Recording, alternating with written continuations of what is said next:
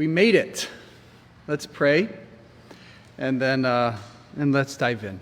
So, our Heavenly Father, we are saddened, burdened, distressed, all of those words about what we hear in the Ukraine, and we would be foolish if we just thought about the Ukraine. That's what's most uppermost in our minds because it's so awful, but we know there are troubles in Haiti, there are troubles around the world in so many places, things that we know of, things we don't. And so we ask for your intervention. We ask particularly for your blessing on the churches and on the Christians that are in those locations, that they would feel your peace, that they would know your comfort, that they would know that you will care for them in whatever this life brings, and that they have a very great hope for the future, just like us. And so now, Father, as we come to our third sermon on our series in heaven, we ask for your help. There's a lot of things to cover that's confusing sometimes. We need your help. Help us to see you, and that we would be delighted in that. Amen. We've got a lot to cover.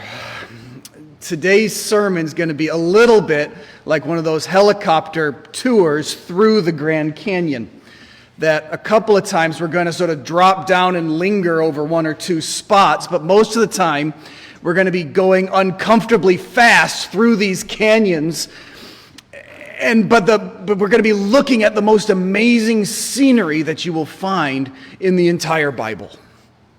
And so I would encourage you at some point to go back and sort of take a leisurely stroll through these passages at your leisure, and so that you can sort of identify, oh, there's that feature and there's that feature, because we're not going to cover all the features, but we are going to cover some of them. So let's get going. 2 weeks ago, we talked about the present heaven. The present heaven is the place where God currently calls home. That's where he is right now. And as we explained, it's still under construction. It's not even in its final resting place or its final location yet. Nevertheless, it is altogether glorious and wonderful. And we learned that God is there. We learned that everyone whom Jesus has saved will be there. We learned that we'll be fully aware of our surroundings, probably with temporary bodies. We learned that arriving in the present heaven will be a little bit like coming home after a long camping trip.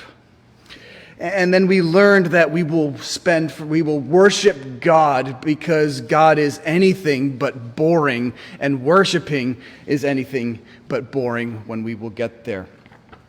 And then last week, we looked at the new heaven and the new earth. The new heaven and the new earth marks the end of history now as we know it, and it's the beginning of the next phase of history. C.S. Lewis said this at the end of his book, The Last Battle. He describes the new heaven and the new earth as chapter 1 of the great story which no one on earth has read, which goes on forever, in which every chapter is better than the one before. Sign me up for that. Right? So, and we learned that once again, God will be there. We learned that everyone whom Jesus has saved will be there. We learned that it will be a renewed version of the old heaven and the old earth. It'll be recognizable and we'll see features, except it will be radically different at the same time, but it will be a renewed version. And then the best part of the new heaven and the new earth will be that God will be with us, and we will be with him, and we will delight in worshiping him, and he will delight in serving us, and that's going to go on forever and ever and ever, and it's going to be magnificent and great. That's what we said last week. And then today we're sort of continuing. We're going to be looking specifically at what John calls the holy city. It's the portion of the new heaven and the new earth in the vision that he saw, and he sees that holy city coming down from the present heaven down to the new heaven and the new earth. So in a sense, our third sermon, it's moving day. We finally got to that point in history where the heaven is coming down to earth, and the world, this universe, will be in that sense God's new forever home. We've talked about that last week as well. We've got a lot of verses to read today. We're just going to read straight through them. It reads in Revelation 21, 9 to 27. Then came one of the 7 angels who had the 7 bowls full of 7 plagues and spoke to me, saying, "Come, I will show you the bride, the wife of the Lamb." And he carried me away in the Spirit to a great high mountain, and he showed me the holy city, Jerusalem, coming down out of heaven from God, having the glory of God, its radiance like a most rare jewel, like jasper, clear as crystal. It had a great high wall with 12 gates, and at the gates 12 angels. And on the gates the names of the 12 tribes of the sons of Israel were inscribed. On the east 3 gates, and on the north 3 gates, on the south 3 gates, and on the west 3 gates. And the wall of the city had 12 foundations, and on them were the 12 names of the 12 apostles of the Lamb. And the one who spoke with me had a measuring rod of gold to measure the city and its gates and walls. The city lies 4 its length the same as its width. And he measured the city with his rod, 12,000 stadia. Its length and width and height are equal. He also measured its wall, 144 cubits by human measurement, which is also an angel's measurement. The wall was built of jasper, while the city was pure gold, like clear glass. The foundations of the wall of the city were adorned with every kind of jewel. The first was jasper, the second sapphire, the third agate, the fourth emerald, the fifth onyx, the sixth carnelian, the 7th chrysolite, the 8th beryl, the 9th topaz, the 10th chrysoprase, I don't think that's right, but there we go, the 11th jacinth, and the 12th amethyst. And the 12 gates were 12 pearls, each of the gates made of a single pearl. And the street of the city was pure gold, like transparent glass. And I saw no temple in the city, for its temple is the Lord God, the Almighty, and the Lamb. And the city has no need of sun or moon to shine in it, for the glory of God gives its light, and its light is the Lamb. By its light will the nations walk, and the kings of the earth will bring their glory into it. And its gates will never be shut by day, and there will be no night there.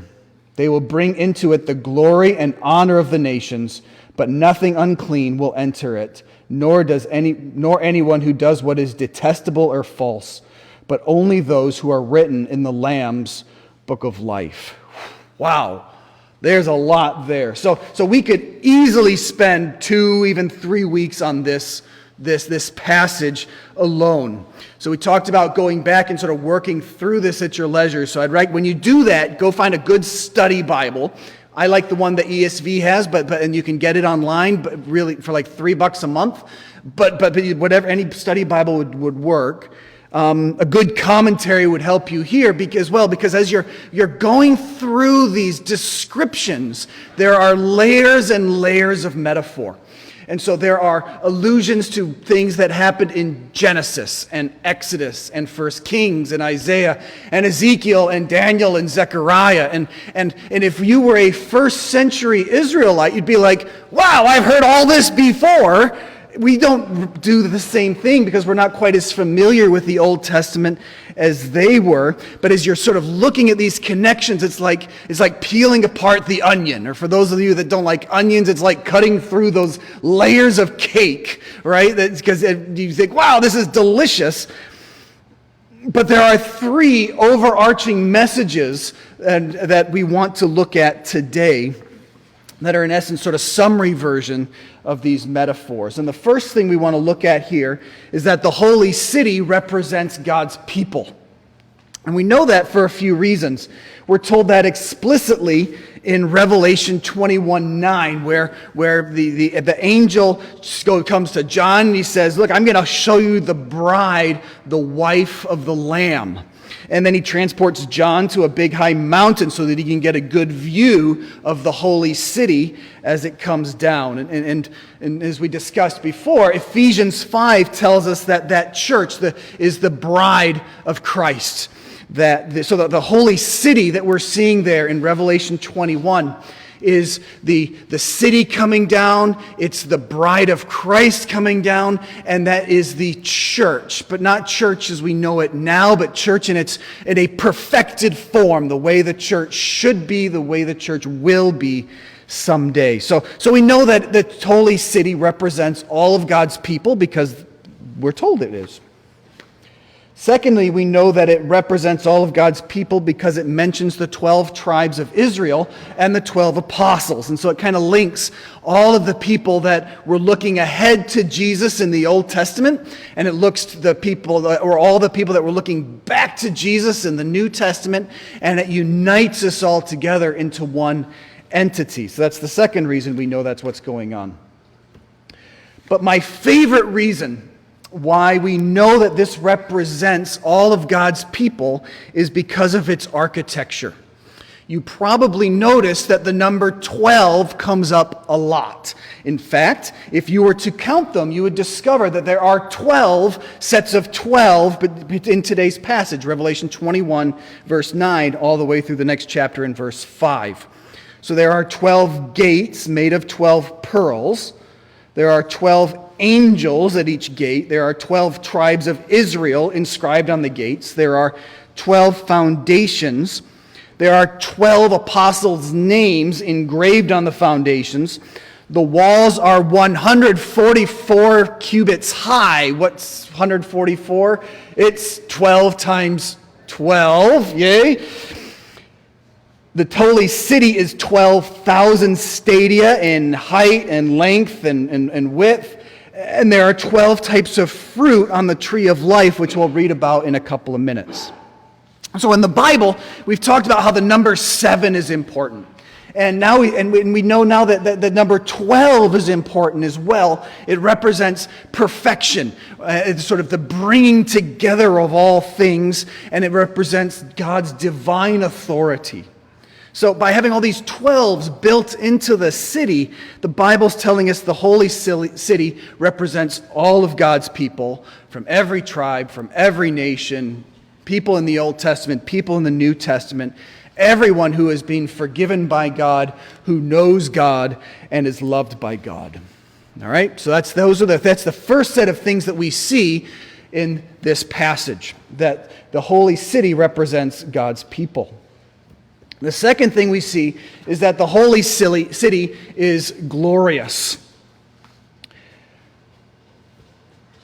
I often use the word glorious too lightly. I mean, it's okay for when I use it. So I'll say like the sunset is glorious, right? And it is, right? It's pretty. That's a picture of Acadia, right? Which you probably knew already because you're a Mainers. And it's wonderful, it's beautiful, except when you say the sunset is glorious, well, it was probably glorious yesterday, and it's probably going to be glorious tomorrow. In fact, if you think about it, there's a sunset somewhere in the world all the time. And so when I use that word glorious, it's appropriate, but sunsets are glorious, but they're also kind of commonplace because they always happen. When we say that the holy city is glorious, it's truly glorious because it's shining with the glory of God. And so if you think back to the Old Testament and portions of the New Testament, things shine when they've been with God. Right? So we know Moses' face shined after he had met with God on Mount Sinai. Right? Jesus' face shined when he went up on the mountain and he was transfigured in front of 3 of his disciples. And then the glimpses we got of heaven, God's face always shines in those glimpses. So God's glory is so immense and so overwhelming that when anything in its present just starts bursting with light. It's a little bit like, in a very tiny way, you have the Frisbees and you sort of hold it up to the light and then you take it into the laundry room because the laundry room's where there's no windows typically, and you shut the door and it's glowing a little bit. All right, it's like that, only like a bazillion more times bright and awesome as that. And so the holy city is glorious because it's shining with the glory of God. It's also glorious because it's made of glorious materials. It looks like jasper. Jasper is the upper left corner of the picture there. It's red, but the city's not made of normal jasper, because then we're also told that it was clear as crystal. Interestingly, God is described the same way, with the same stone, clear as crystal, back in Revelation 4, which we looked at a couple weeks ago. Its cities are made of pure gold, and its streets are made of pure gold. But it's not just any kind of gold, because it's clear as crystal too. What does that look like? I don't know, but apparently it's amazing. The city's foundations are 12 types of jewels. Each gate is made of a single massive pearl. And so as you're reading that description, you're like, wait a second, this holy city is decorated as much as you can possibly imagine. Not in some sort of gaudy way, like, wow, I think that was too much, but in a, wow, everything's been perfected, everything's been thought of, everything is just right sort of way. So we know that the holy city is glorious because of what it's made of. And then the holy city is glorious because God is living there. So there's no temple, because the whole thing's a temple, and God is its temple. There's no sun or moon there, because God provides all of the light that it needs. And in fact, it provides so much light, this thing comes down, and it's so radiant that it provides all the light to all the nations. And all these, in this vision, the kings that are in those nations, they have to walk through God's light to bring their glory, to give it to God, because God's the one who deserves all of the glory. That's how bright and how glorious the holy city is. So it represents all of God's people. The holy city is glorious. And then next we see that the holy city is holy. All right, we know that because it's in the title. All right, we know that because down in Revelation 21, verse 27, it says that anything unholy isn't allowed in there, right? So there's nothing unclean will ever enter it, nor anyone who does what is detestable or false, but only those who are written in the Lamb's book of life. We know the holy city is holy because it's just the description. Remember, it's being described as the bride of Christ. And it's described in such a way that's massively different than the non-holy city that was described a few chapters earlier in Revelation 17 and 18, which we don't have time to get into. But at that point, that city, the not holy city, is called Babylon. It represents all of sin, and it's described as a prostitute with a big glass of wine sitting on top of an animal that has lots of heads. All right? You see the difference? That's the unholy city. The holy city is radically different. There is nothing at all similar. But my very, very, very favorite reason for knowing that the holy city is holy is because of its shape. When I was looking for images, I came across this one. It claimed that this was an actual cube of gold worth $1.8 million that was put into New York, one of the parks in New York City. I don't know, that seems a little silly. But that's what it is, and it's pretty, so we'll assume maybe that it was true. The holy city was 12,000 stadia in height and breadth and width.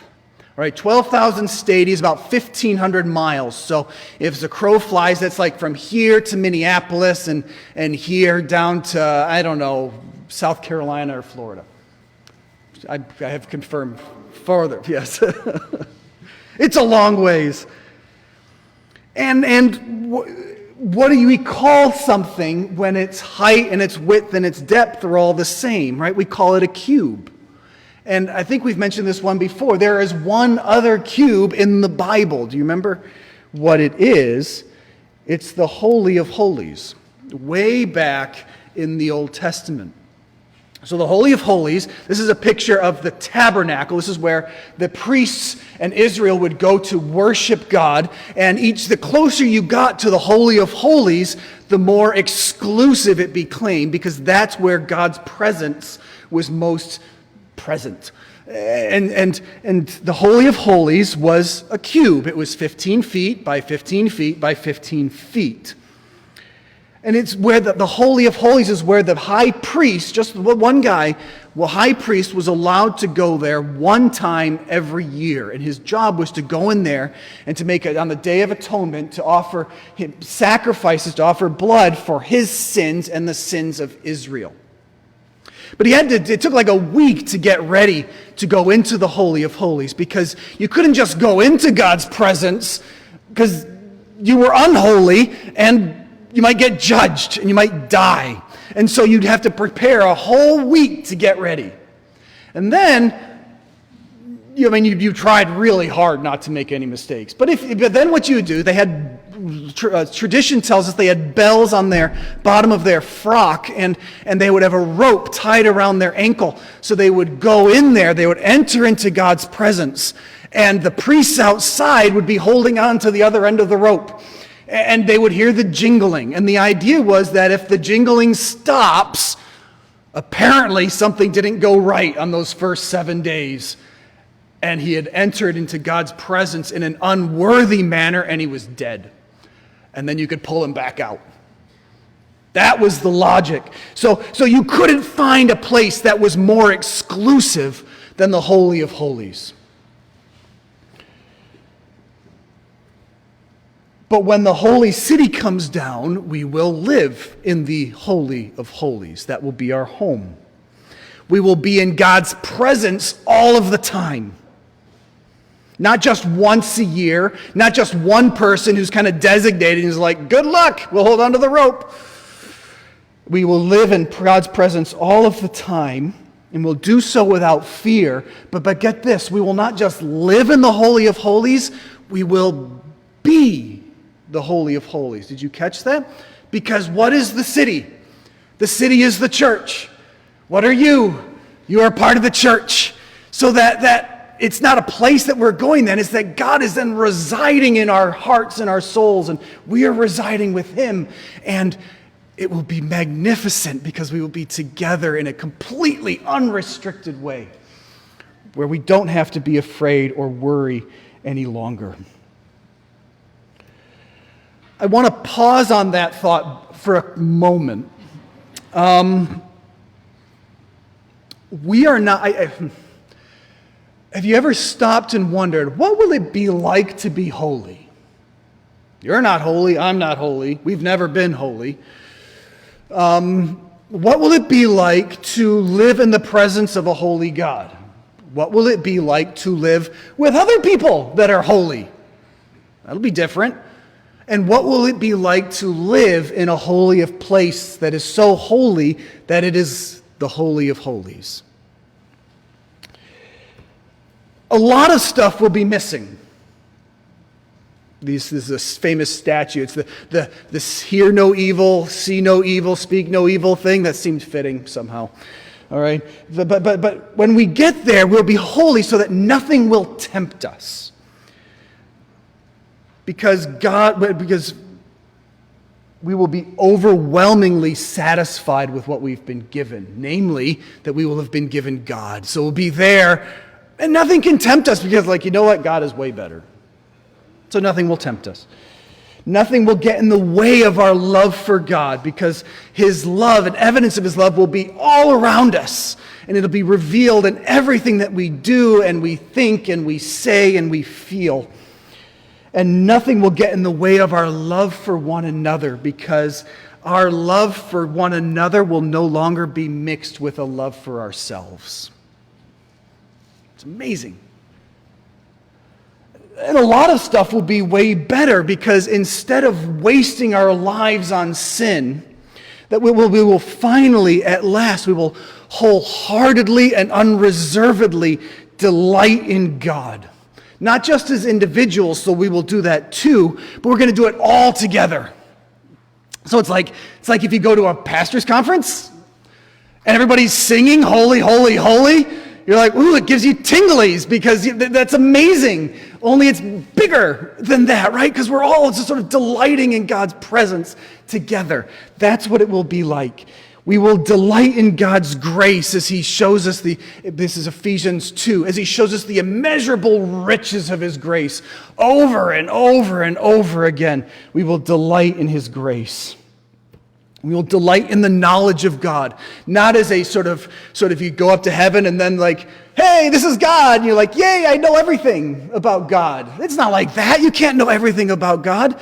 We will be growing in our knowledge of God, and we will delight every time we learn more about him.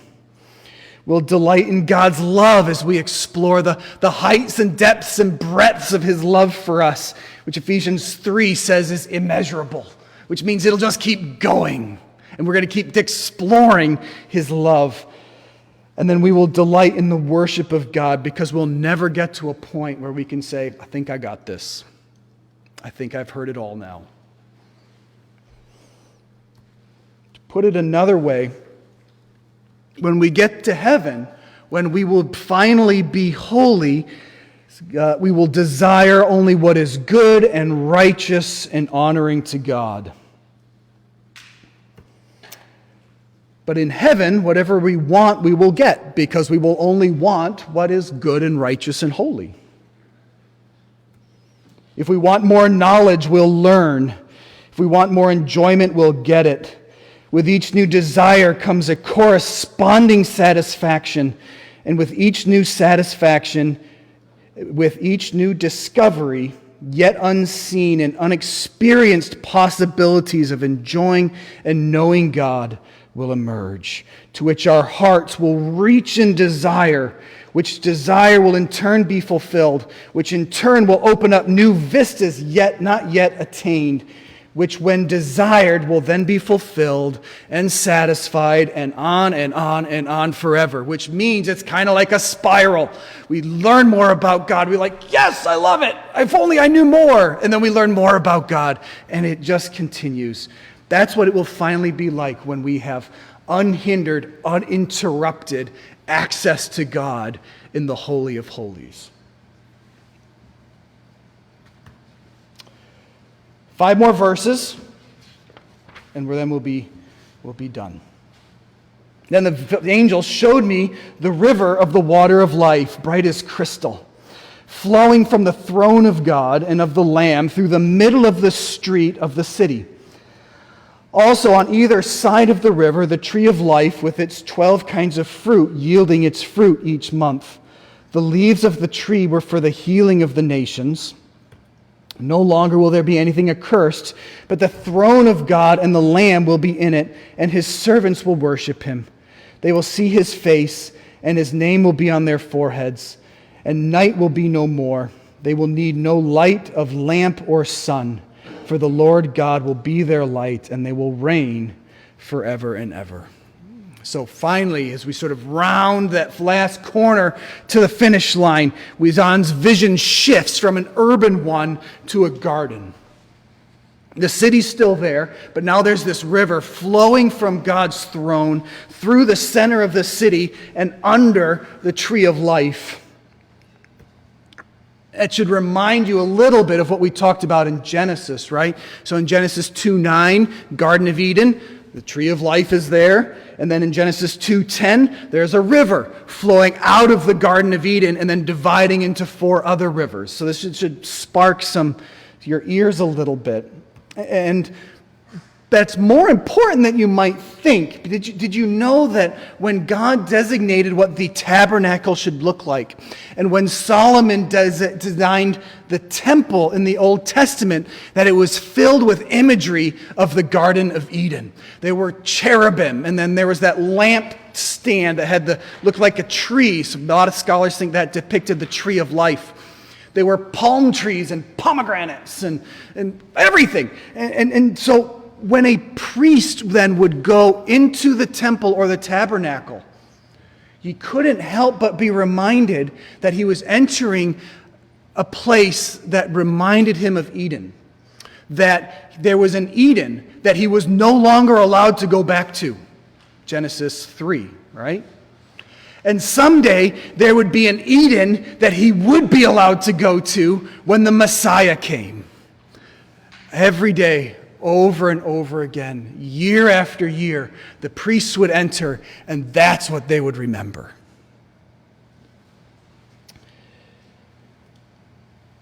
But the Garden of Eden in Revelation 22 is not just the Garden of Eden back in Genesis 2 and 3, because it's new and improved. So the tree of life is bigger, right? It's huge.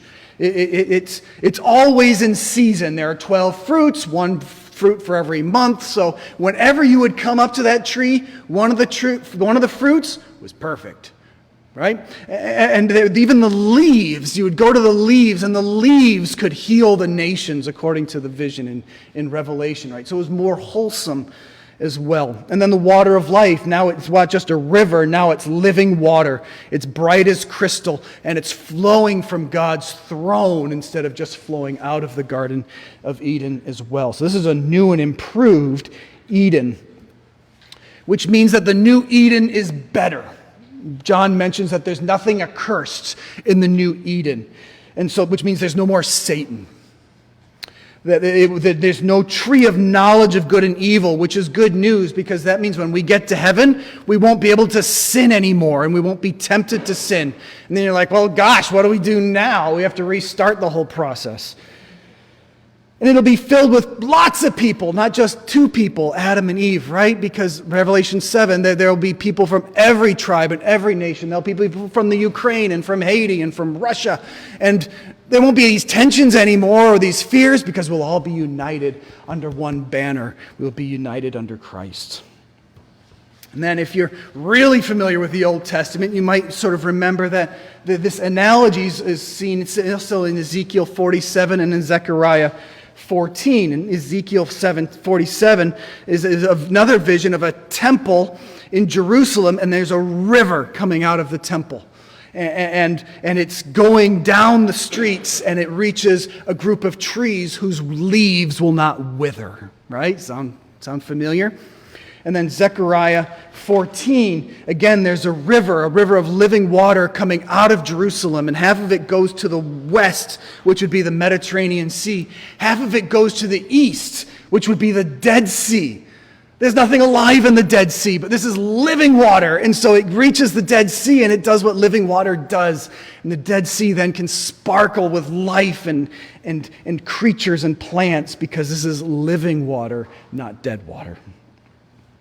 And then sort of Zechariah sort of rounds it home. He says, and then the Lord will be king over all the earth. So just as a clue, he's talking about this in the future. So there's no real river in the current Jerusalem, but there is a river in the new Jerusalem, which means that Revelation 22 is not just amazing, but it's the fulfillment, it's the culmination of all of redemption history.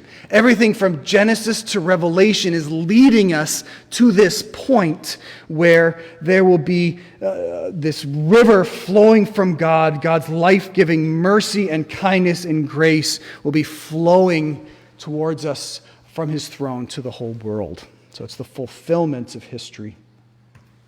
And that brings us back to the best part of heaven.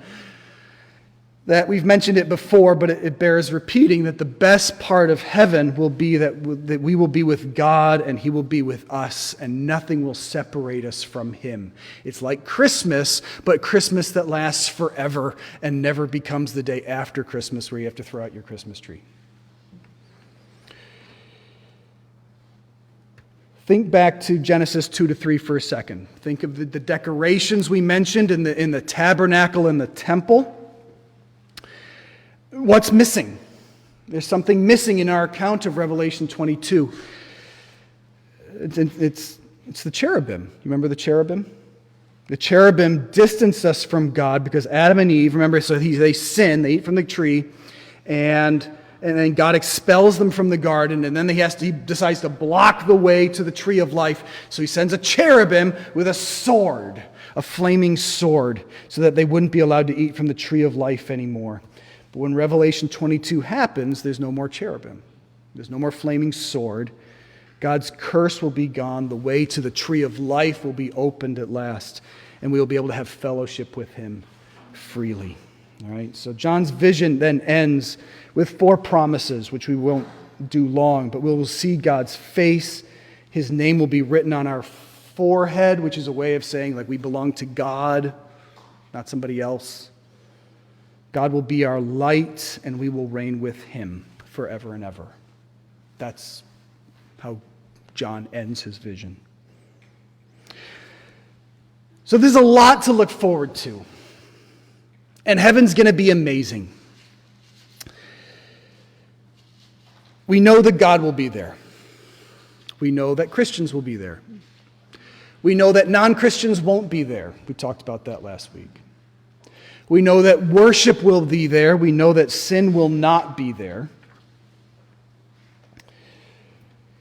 We know that the heaven will be like a city. So if you're a city lover, you're going to like it. We know that heaven will be like a garden. So if you're a gardener and you prefer more grass than concrete, or perhaps gold, you're going to like it.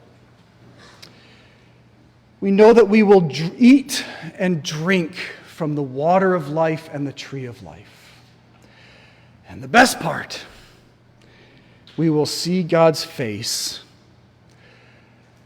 and we will see it and we will delight in it forever and ever and ever. And